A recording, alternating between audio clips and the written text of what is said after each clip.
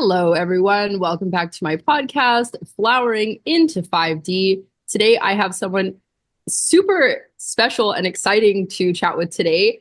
I was sick a few times and my daughter was sick and everything, so it took us a while to connect, but finally we're here and we're doing the darn thing. So her name is Anna van de Grün. So I'll just talk about her a little bit and then we'll get started. So she is a visionary guide, evolutionary astrologer, and founder of FullSpectrumHuman. Her work weaves spiritual intelligence with system building for the new paradigm, helping sovereign souls reclaim their power, live in radical truth, and build regenerative lives and businesses. With a background in transformational leadership and a deep attunement to collective evolution, Anna supports those who are no longer satisfied with surface level spirituality or conventional success. She is here for the ones crafting what's next, those daring to embody the future now. I love that. Yes. That's it. Yes. I just love it, love it, love it, love it.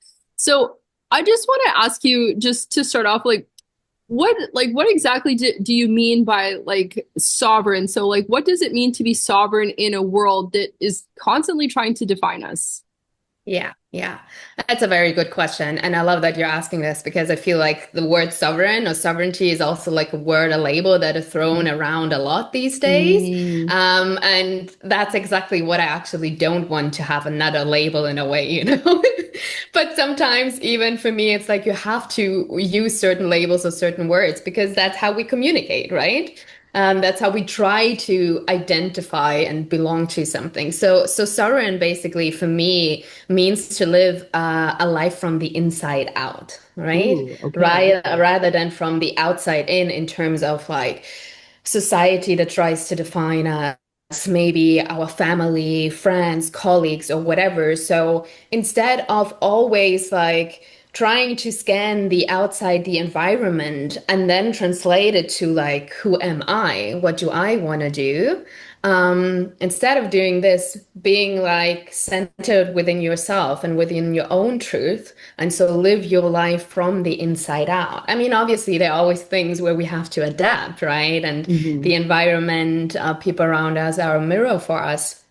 But for me, it's the intention behind, right? It's like first and foremost, like, okay, I'm living my life from the inside out. And then I see how the environment responds, right? And how I want to respond to it. And so I would say, like, easy put, living your life from the inside out. That's what sovereign is to me. And like, if you want to bring it on a little bit a bigger scale, it relates to me to self-responsibility and self-leadership. Mm. Because I do truly believe that many problems that we see right now on the world stage, collective stage, and society, and not necessarily all problems because of like the wrong leaders in place, but also because of the lack of self-leadership, where Mm. we actually say like, okay, I do have a saying in this in a way, even if I feel that I don't. And I do know that often, and it's totally fair to say, like, how can, like, how can I make a difference? Or how can I do something against, like, I don't know, those decisions that are made and everything. And I do agree with it, it doesn't always like show immediately on the outside, but it is a beginning journey of actually, for me, it was realizing I have a sovereignty within me and I have a Mhm. self-leadership. So it's actually like reclaiming that, So yeah, like these three things, like living your life from the inside out, self-responsibility and self-leadership. For me, this is Mhm. sovereignty. Yeah. I love that. I love that. And I think too, I don't know about, all societies because obviously I don't know about them all, but I really think that Western societies, we have a big problem with consumption, because we don't have that inner leadership and we don't have that inner compass, so to speak. Even I feel even in the realm of spirituality, I feel people are often like, I just got to get these tarot cards. I just got to get these special candles and then I'll finally, get it. And, obviously it doesn't work that way. So I'm just wondering, like, in your opinion, how can we move from this consumption, this spiritual consumption, or just consumption in general, to spiritual contribution? Yeah, truly lovely, lovely question. And I think it's not something that we can, like change or switch from one day to the next. So I think that's the first important thing to understand, because I feel like even within the spiritual space, so many of us are looking for the quick fix, the magic pill, So we took so many patterns that we actually said like, oh, that's what we don't want anymore. That's why I'm becoming spiritual or whatever. But after some years, you're realizing, well, actually, I'm still running the same patterns of like, like being perfect, being spiritually perfect, Mm, consuming all the time. Maybe not so much bullshit anymore as before, but it's still like consuming and consuming and doing like a breath work and so on. So, um, yeah. So first of all, I want to say it's realizing that, okay, on a really, really big scale, I would say, first of all, it's realizing that's what I believe, that we came here for evolution. mm, And I do have to say that I think many people actually have a hard time like making peace with the fact that we came here for evolution.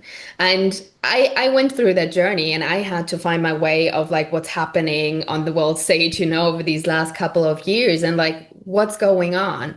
And then like making peace with the fact that somehow if you believe in like okay there is some kind of soul contract, soul plan, whatever, why you came during these times, mhm, than it is for evolution. And as hard as that might be, it's like for me, it was like a very humble acknowledgement of like, oh, hell yeah.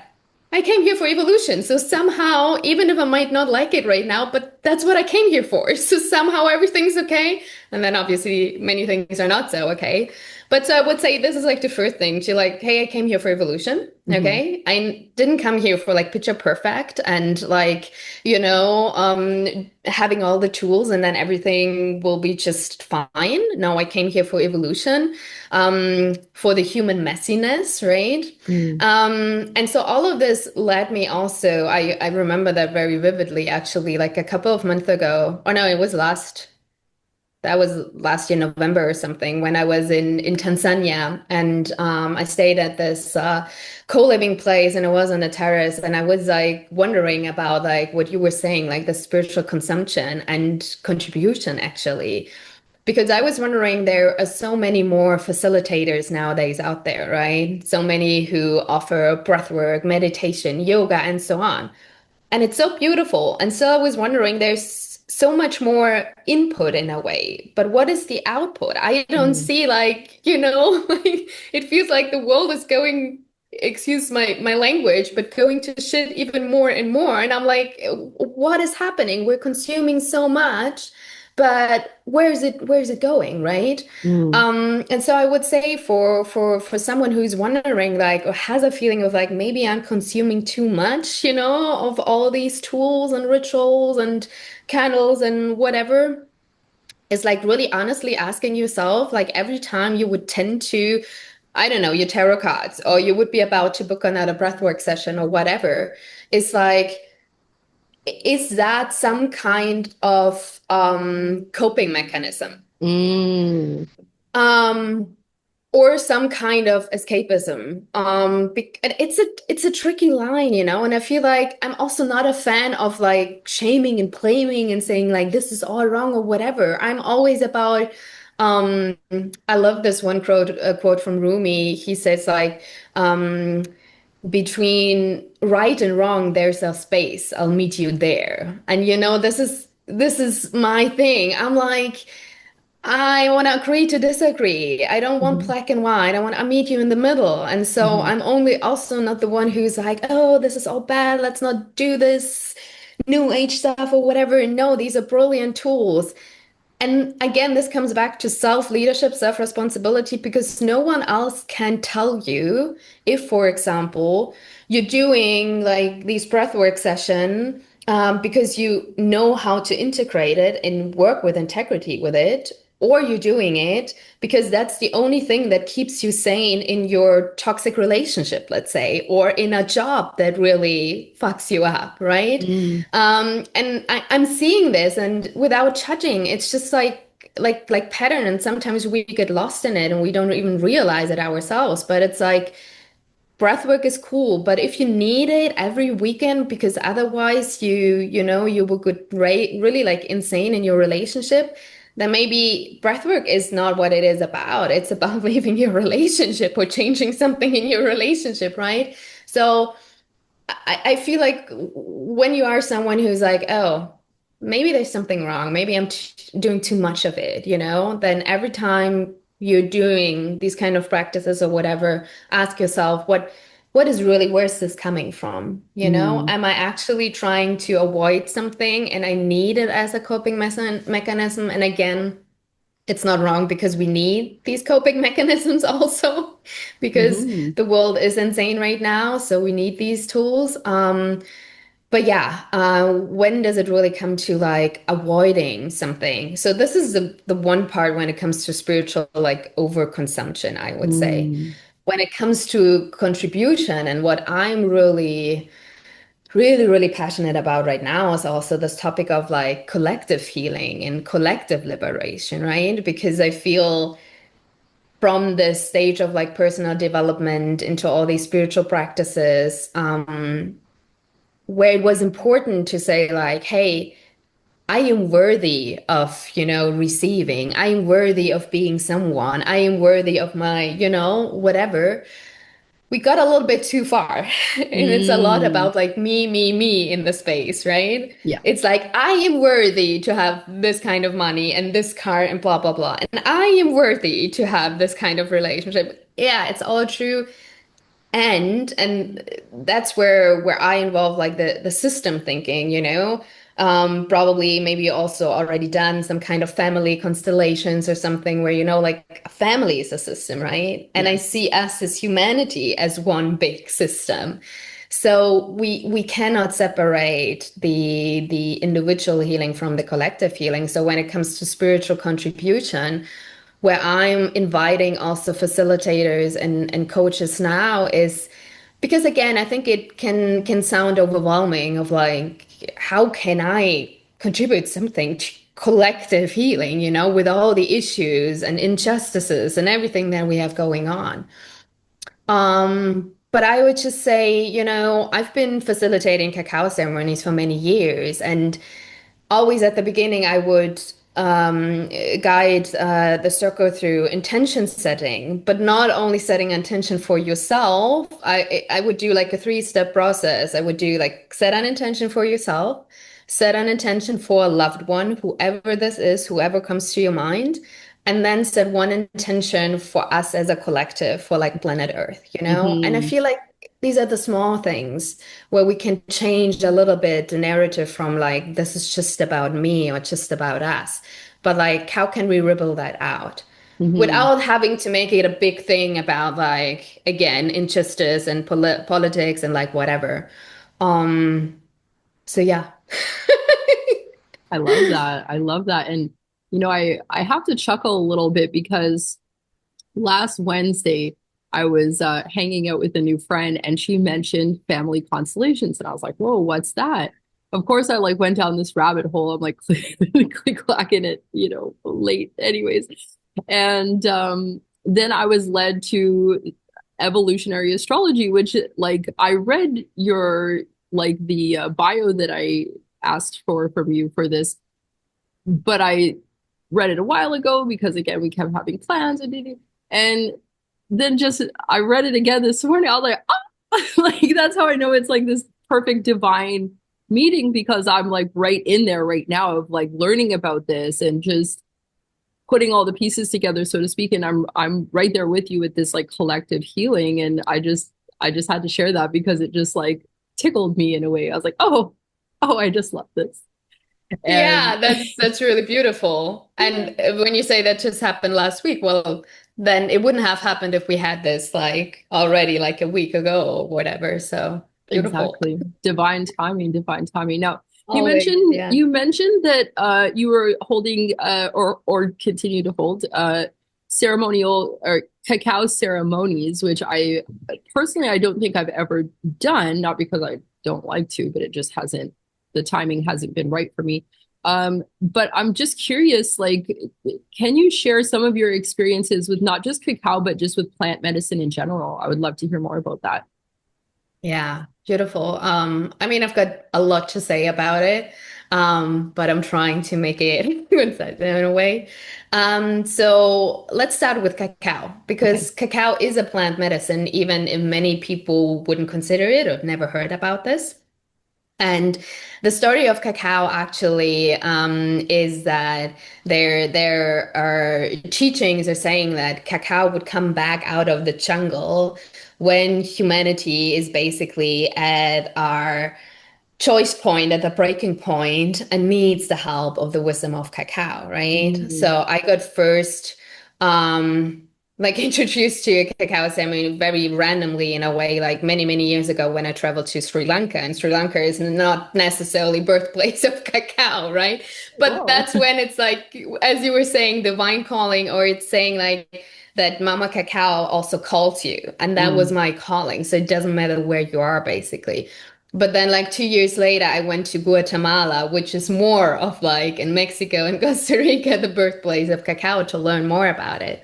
And also, ceremonial cacao or cacao ceremonies is nowadays something that becomes more and more, like fancy and like people hosting it everywhere. And I've just talked about this with a friend recently. Also, my work with it has shifted.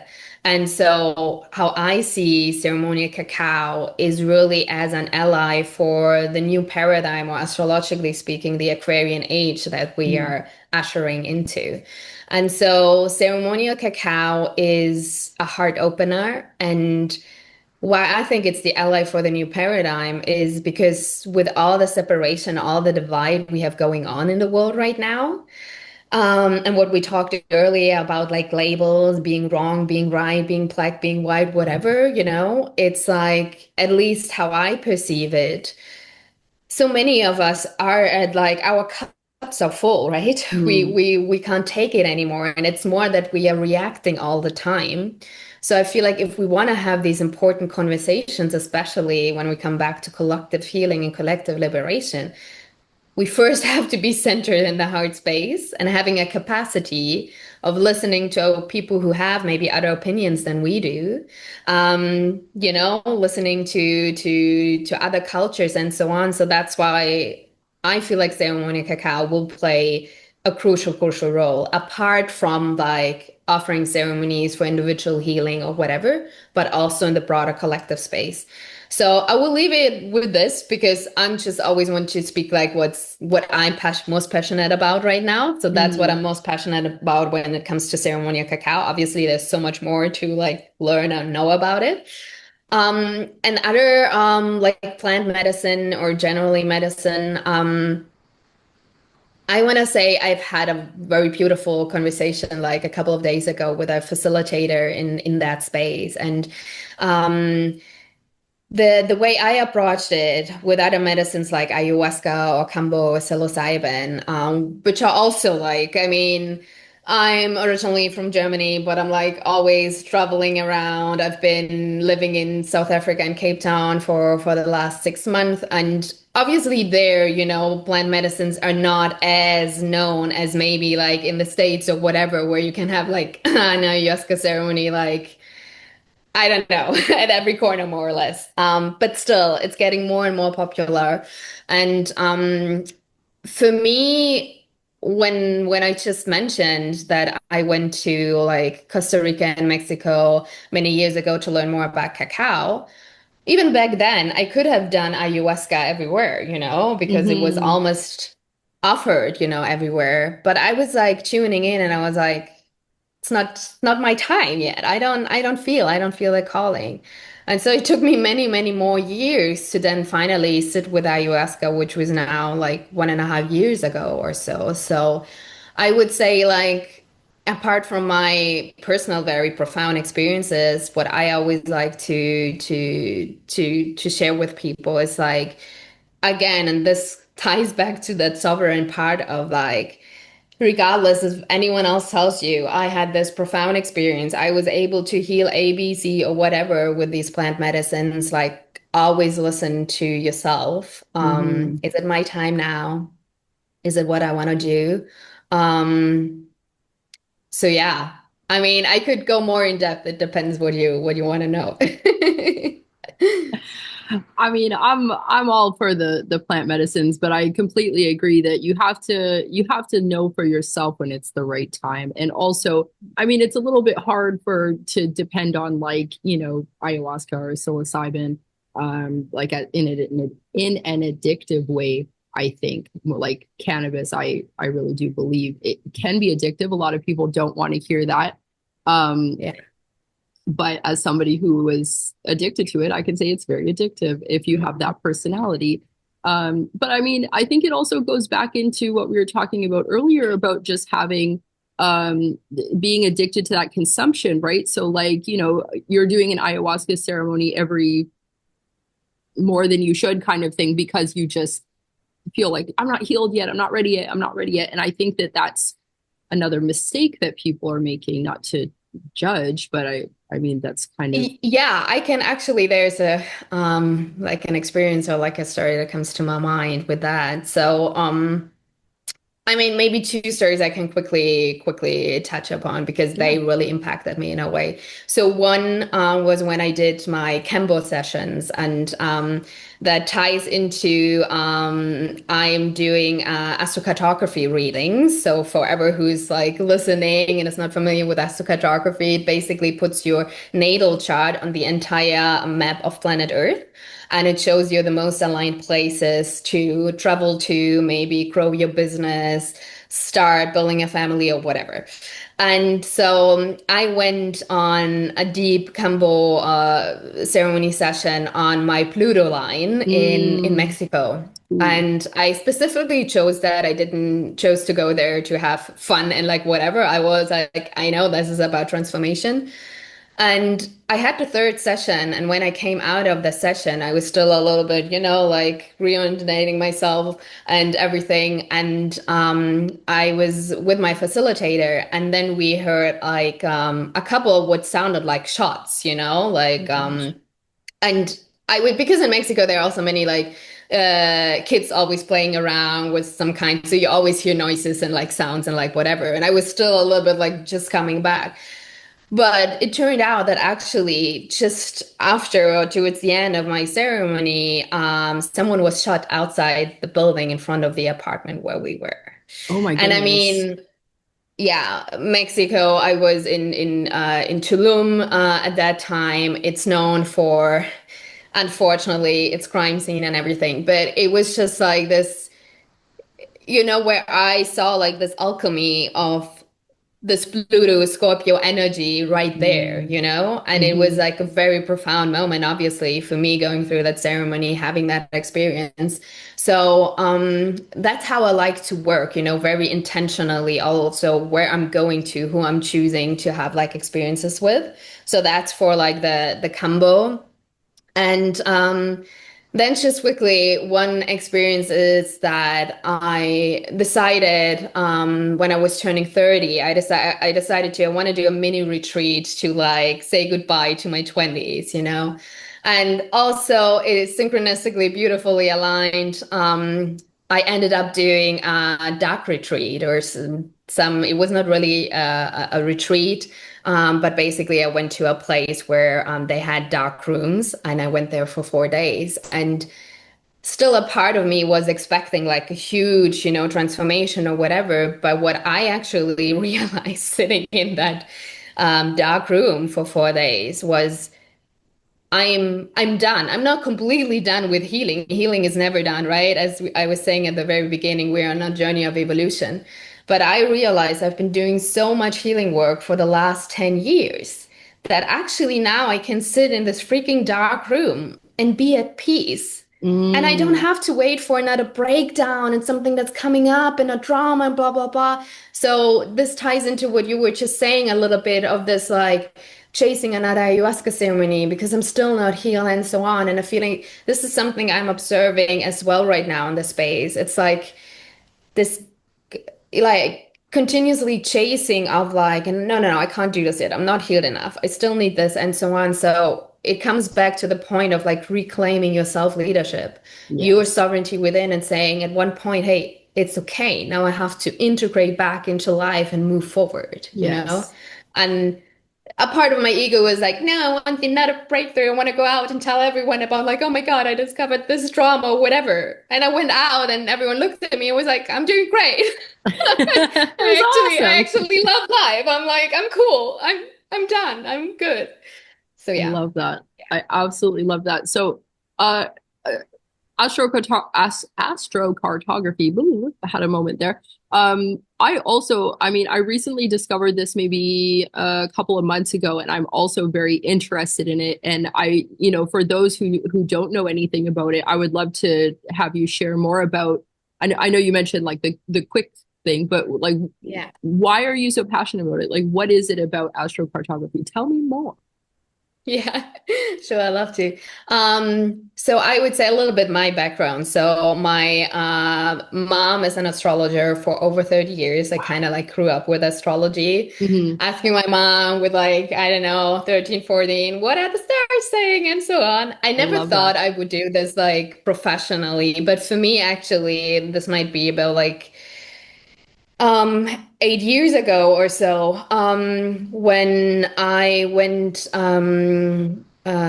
traveling on, so I had a travel experience. I came back home and I discovered astrocartography, and then this was basically for me another birthing moment of like two passions of mine, like travel. I've been always traveling since I'm 18, on and off.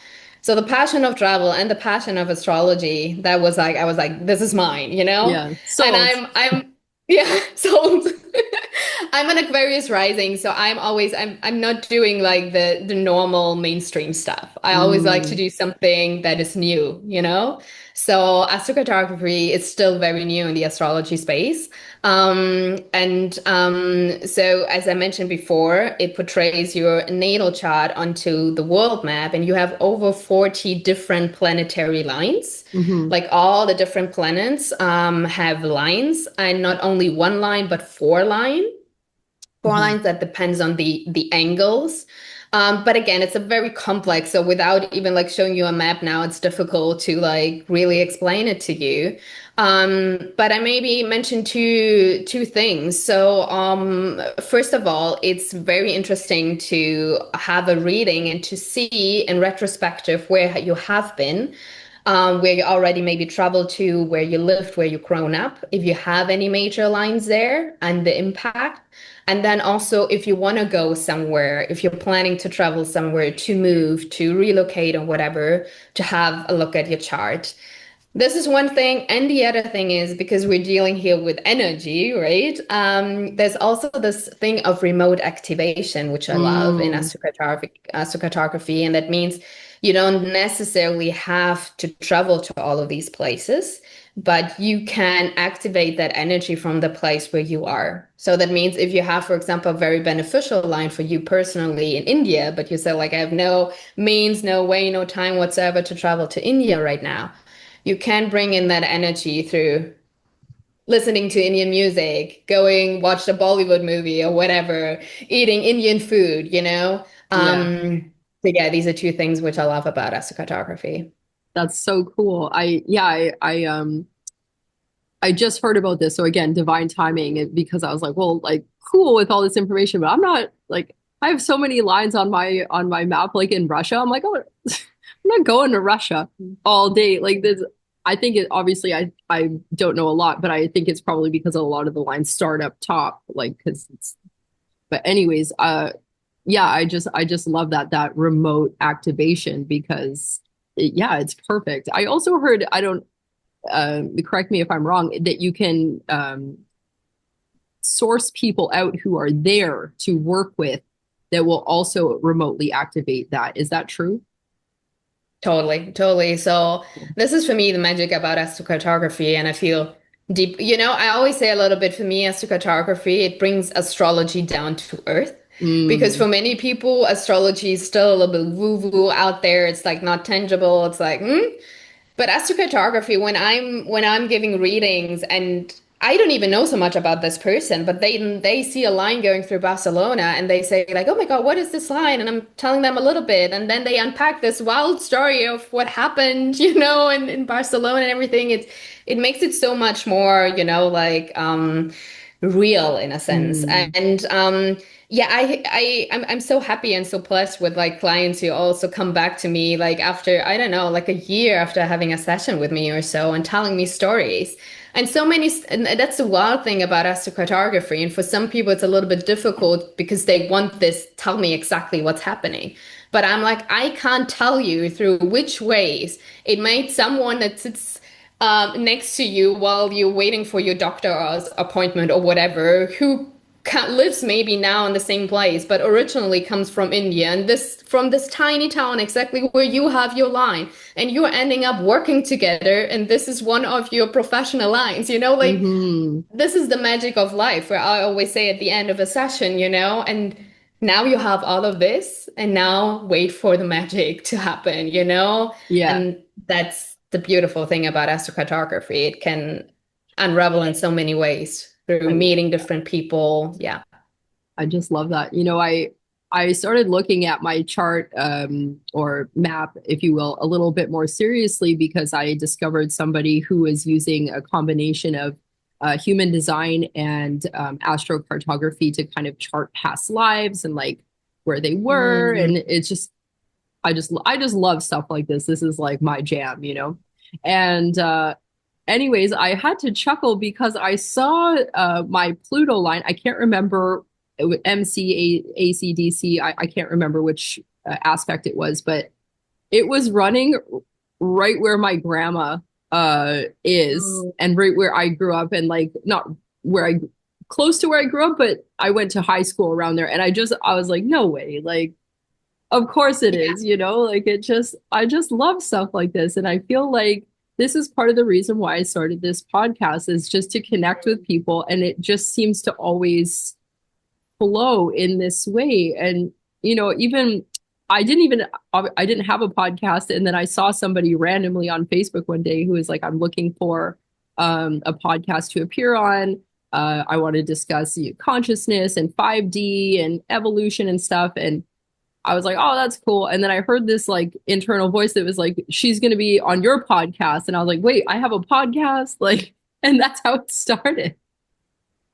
Oh, that's such a beautiful story. It's Yeah. like, oh yeah, you want to appear in a podcast? Let me start Yeah. the podcast. I was just like, oh, yeah, okay, I'm sorry. And then, yeah, I did. That's what made me start the podcast, honestly. And yeah, Mm. I love talking to people like you and everyone that I've interviewed so far, because I really do believe that conversations like this need to be heard. Yeah. Um, because I had the experience yesterday where I was talking to someone actually about evolutionary astrology and astrocartography and human design, kind of weaving them in and combining them all. And she's a very nice person, and I'm not saying this with any like resentment, but I could tell that it was just this like, what, like this, Mm. what are we talking? What are you? And I'm so comfortable with myself that I'm not worried about it. I'm not like, oh, she thinks I'm a weirdo. Like I don't care. I am weird. But it's Yeah. just so nice to be able to have these conversations with people who are like-minded, that you're telling me about astrocartography and I'm like, yes, like Yeah. yes. So I'm just so grateful to be able to facilitate conversations like this so that people who are into this like labeled woo-woo stuff or weird or whatever it is, to know that you're not alone and you're not weird, because there's lots of people talking about this stuff. Yeah. Yeah, totally. Yeah, I really, really appreciate that. And I also, what I really like the style that you were doing it. It's like very free flowing and very like just open and authentic. And because that's what I'm in for. I'm not for the, superficial, spiritual, and performing style. And I think this is sometimes where people then get resentment. It's like, oh, you're just doing this for like your manifestation, blah, blah, blah. It's like, no, like the two of us, I mean, I guess everyone can feel we're just who we are, right? There's nothing we need to perform for. There's nothing we want to doctrinate you into or like whatever, it's just like Hmm. we're here having this conversation and you take away from it what resonates and the rest you can just leave with peace and that's it. Exactly. I love that. Yes. So I feel like this is a good time. Not that I want to end it because I'm having so much fun, but I feel like it's the perfect time. I definitely feel like there should be a part two. I say this, I feel like every time I talk to someone, I'm like, okay, part two, because this is so cool. But for real though, we should catch up again Yeah, soon because I love that. would love to continue this conversation. So I'll just say a little bit. You can find Anna on Instagram and her website. I'll spell the website first, and then I'll spell the Instagram out first. So website is www.annabondergruen.com. And on Instagram, FullSpectrum.human. I'll spell that out. FullSpectrum.human, HUMAN. So I just want That's to say, yeah. Do you it. have anything else you'd like to say before we say goodbye? No, well, actually, for me, it's just like for everyone who's listening and who's maybe curious to know more about me, about the work I'm doing, or like the readings I'm offering, like, this is the takeaway. Like, tune in with yourself. What is your sovereign self saying of like, does this resonate or not? And then reach out or carry it within your heart, and that's I it. absolutely love it. Thank you so much for your time today and really looking forward to the next catch up. Yeah, same. Thank you so Awesome. much. My pleasure. Bye. Bye.